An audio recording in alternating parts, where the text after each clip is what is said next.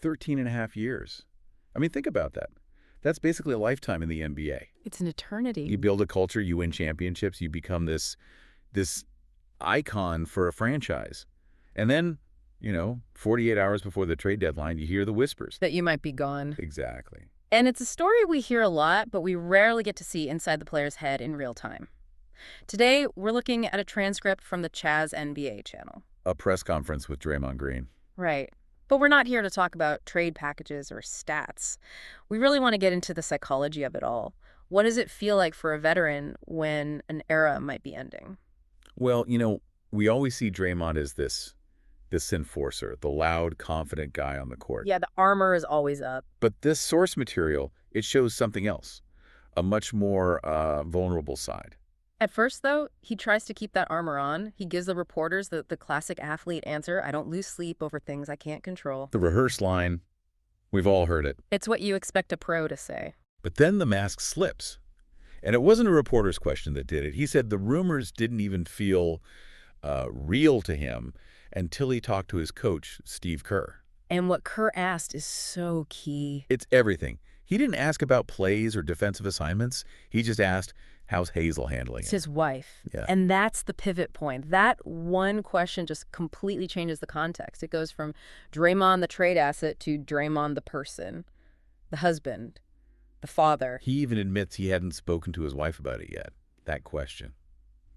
It just pierced the bubble. Forced the issue. And it led to him having this really tough conversation with his son on the way to the game that night. That part was just, wow. He basically asks his son, hey, what if I get traded?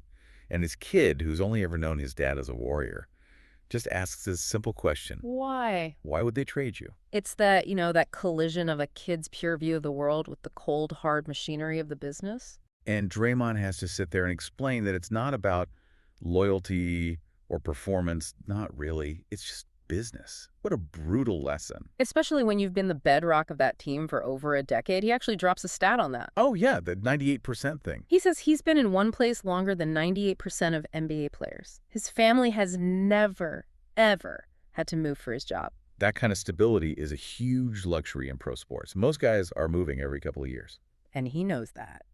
Which leads to this fascinating analogy he uses. He says he's not in career build mode like the younger guys. No, he's trying to land the plane. What a great phrase. Land the plane. It's perfect, right? It implies this controlled, smooth descent, not a crash. He's just looking for a good finish. He's basically saying, look, I've got my rings. I made my money. His resume is set if it ends now. He's at peace with it. He actually says, if it ends, what a fussing run.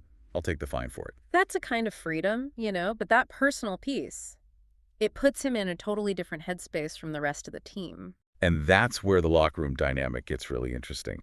Because this deadline uncertainty, it doesn't just affect him. It affects everyone. He's very open about that. He says it just wrecks the psyche of a team. He mentions that in this particular game, with Steph and Jimmy out injured, the guys just didn't have the will to compete. Because while Draymond is trying to land the plane, the guys sitting next to him might be trying to get his career to take off. It's a fundamental conflict. Exactly. Draymond sympathizes with them.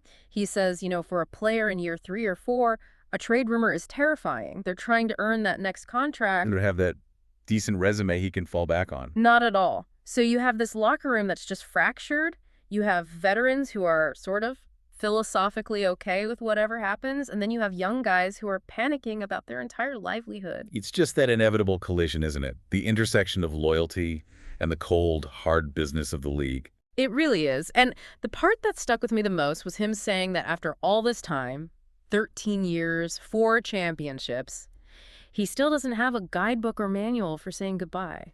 He doesn't know if he should be hugging people or just sitting by the phone waiting. It just reminds you that under the jerseys and the massive contracts, these are just people waiting to find out where they might have to live next week. It's all just business as usual until it's your phone that rings. And that kind of vulnerability in those final 48 hours, that's something even a future Hall of Famer can't train for. Something to think about the next time a trade notification pops up on your phone. That's all for this deep dive. Thanks for listening.